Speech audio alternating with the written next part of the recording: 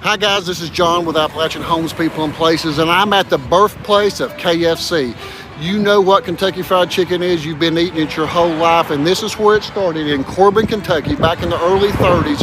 Harland Sanders had a gas station right across the street here, and he lived in the back, and when the Depression hit, he started selling food at the table there where they ate to tourists that was coming through, and from there, it grew into the greatest food franchises ever, and they have a museum, and it's worth the stop. If you're coming down Interstate 75, you need to just get off the exit. It's about 2 or 3 miles off the interstate, and come check it out. We've done been inside. It's amazing. Come on in. Let me show you what's in here.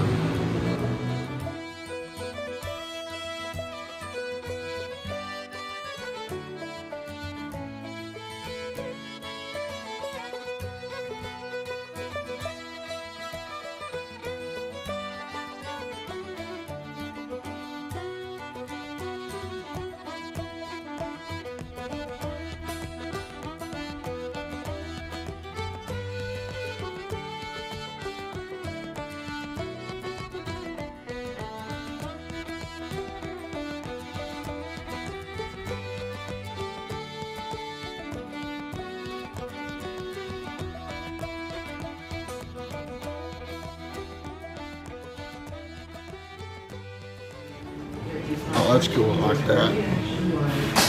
I like the Kentucky Fried Chicken shirt.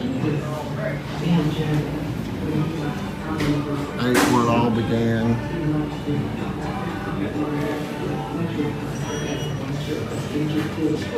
You gotta have that one. Oh, check out the other stuff you can get. Recipe book, postcard. I gotta have the postcard.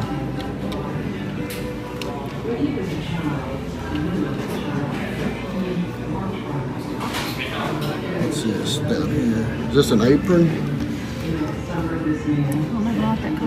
Coffee cup, okay. Okay, we gotta buy some of that. Let's go look. And I cleared about an acre, I guess, that month, but there were a lot of squirrels, red birds, butterflies, more things to attract the fellow's attention than they were. And evidently, I didn't clear as much ground as he thought a man ought to. Boy ought to clear even. So at the end of that first month, he fired me and sent me home. Said he wouldn't feed me for me. So I went home, took my $2 to my mother, and when I gave her the $2 that I had gotten for the month's work and told her that Mr. Norris had fired me, she gave me a little lecture that I shall never forget. She said, "What on earth are you ever going to amount to? You're my oldest son, the oldest of the 3 children.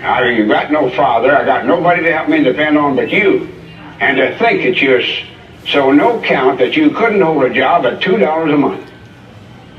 Well, the time she got through tongue lashing me, I felt just about as low as anybody could have ever felt. And I made a resolve then that I would never let hours or work or anything else ever interfere with me doing the best job as possible. And if I ever got another job, I was sure going to prove to her that I was worthy of it. There is a table that you would have found in Colonel Sanders' original restaurant that he built that had 6 tables when he expanded from his little gas station. Here is a model display of the motel that he built, the original Sanders Cafe there to the left of it, and then he also either built or bought another gas station across the street, and that's how he ended up coming to Corbin, was to go into the gas station or service station business in 1930. He was offered a location there for free rent to sell gas for Shell originally, and it grew into a restaurant, it grew into a motel here. This is one of the rooms that you would have found in the motel. Would have had a telephone. I believe from what I read, each room had its own telephone in the room. It had a desk there, a dresser.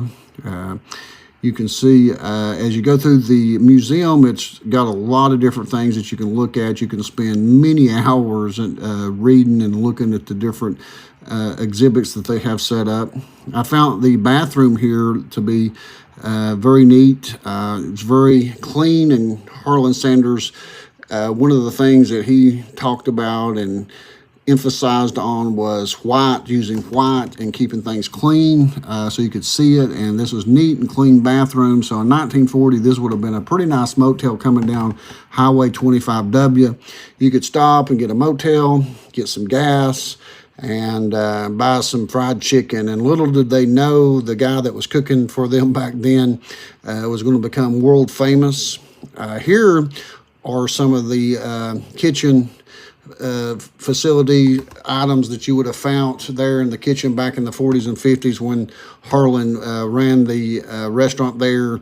Some of the dishwashing stuff that they used. You can see some of the borax there. If you ever use borax, make sure to leave a comment. It says 20 mule team borax.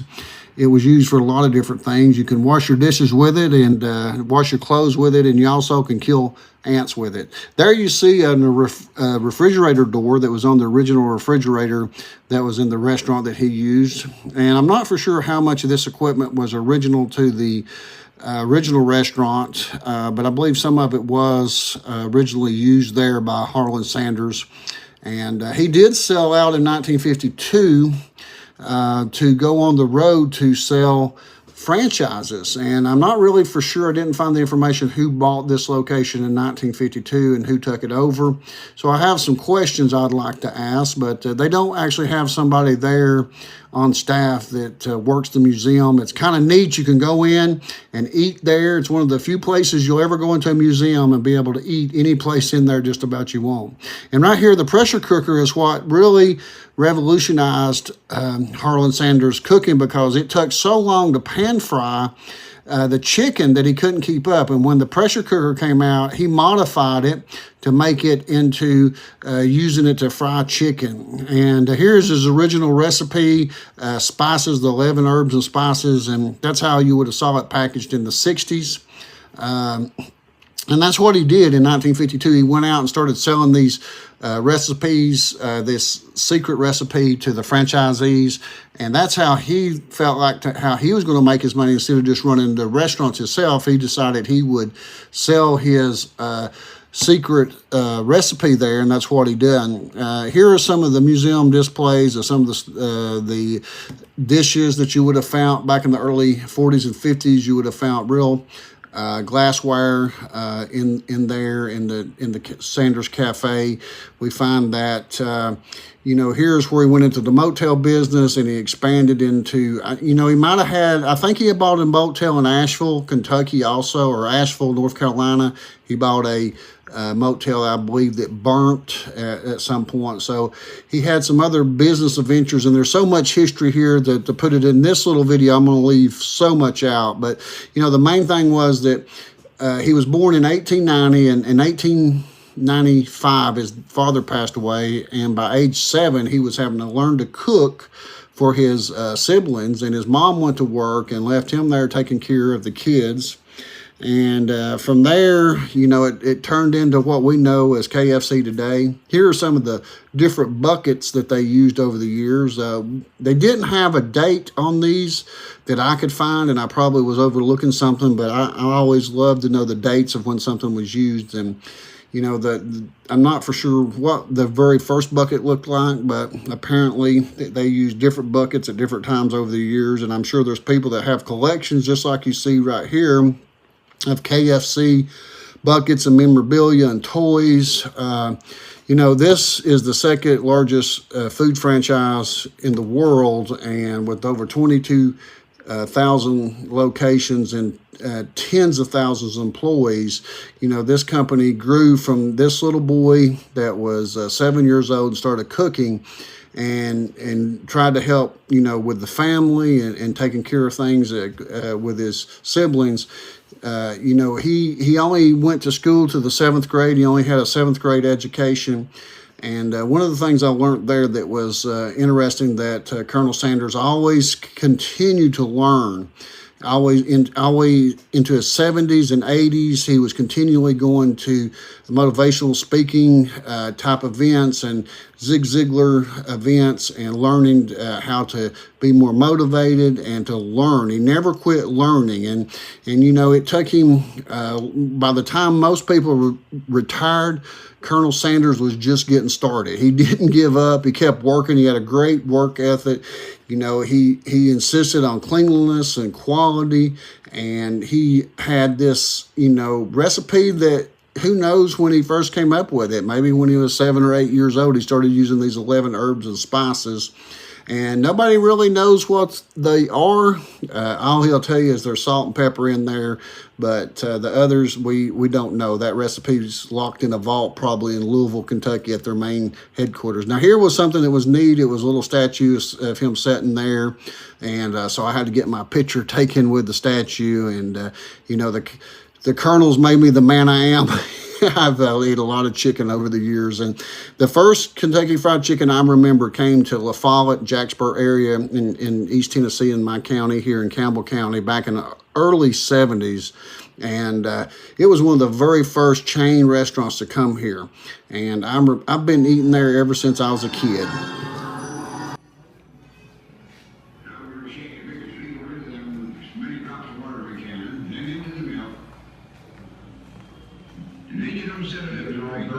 It's about 20% hard wheat, and you just don't get the adherence to the chicken. And if the breading is the vehicle for carrying the seasoning to the chicken, you want to be sure that you have a nice covering of breading on it. For here to go. Do you all have the chicken livers here? Yeah. Oh, we can't find them there. One will follow. How they come? How do you sell them? You can get a small, a large, a combo, or a penny. A small or a large? Let's get a large and let's get that number 9. Okay. For here to go. For here and an extra drink. Here. Okay, you want a large liver and what else? That number 6. I'm sorry, that 3 pieces. White meat or dark meat? What?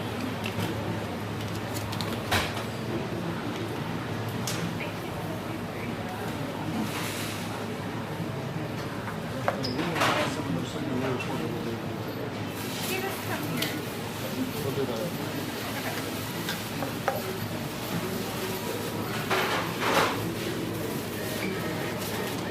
There you go, we're ready.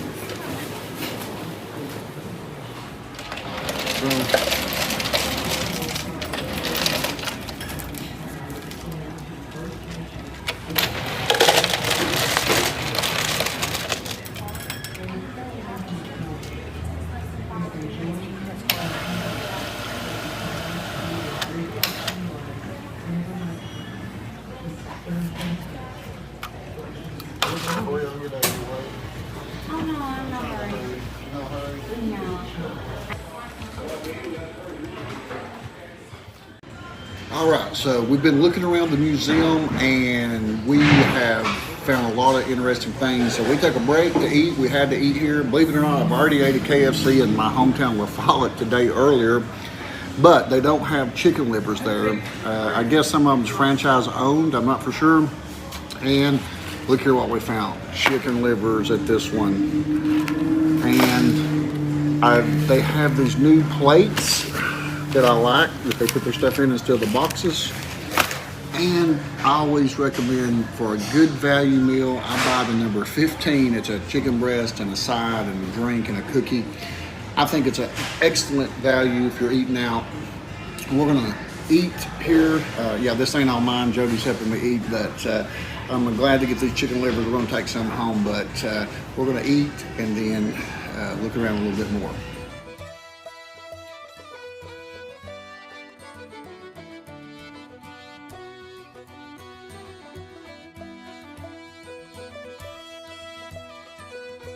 Something like Shirley.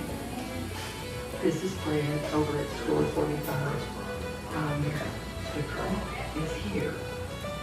He says Shirley doesn't have anything for me to do today, and I'll come to work. He would not have. All he wanted to do was get there and get the job done and make things better for his company.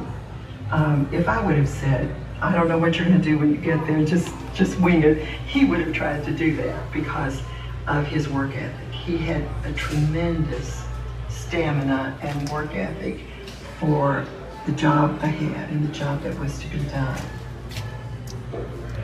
When the colonel first began to get some celebrity status, or at least be recognized for his business.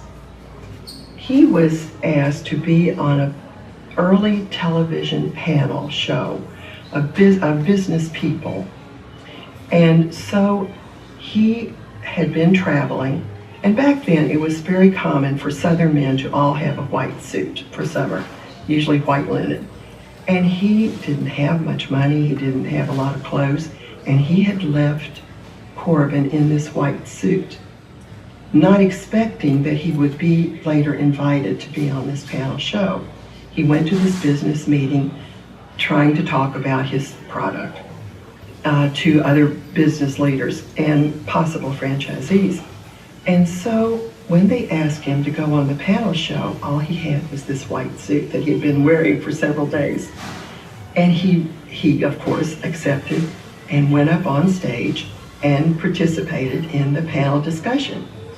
When he came off, someone approached him and said, "You have no idea how you stood out up there with all those men in dark suits." And he said, it was a light bulb moment. He thought, well, if this shows up that way, I will wear a white suit from now on. Often the Colonel received events that would say black tie on the invitation. And I would call just to be sure and say, is this correct? You want the Colonel to wear black tie? He often wears a white suit, but he's prepared. And invariably they would say, oh no, please have him wear the white suit. We want him to come in the white suit. I'm going to buy a couple of things. There's on display, which you got on souvenirs. Okay. What size do you need that? All right. What else for you? And the postcards, I'd like to get 6 postcards.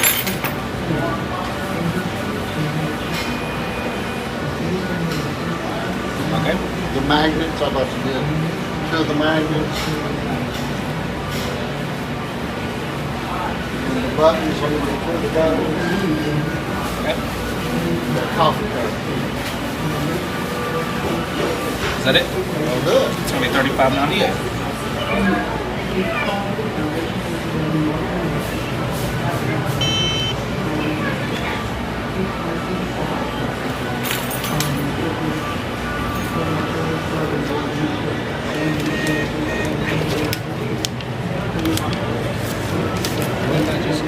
Give me just a second. All right, thank you.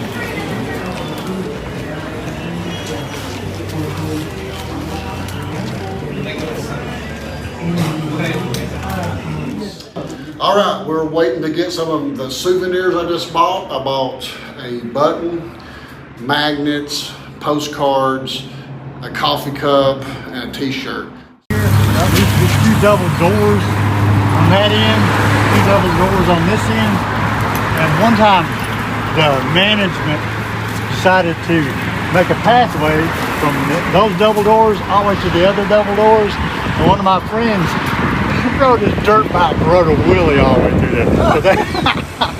So they put it back the way it was so he couldn't do that anymore. That was the last, yeah. And you lived there your whole life? I have, yeah. When I was a kid? When I was a kid.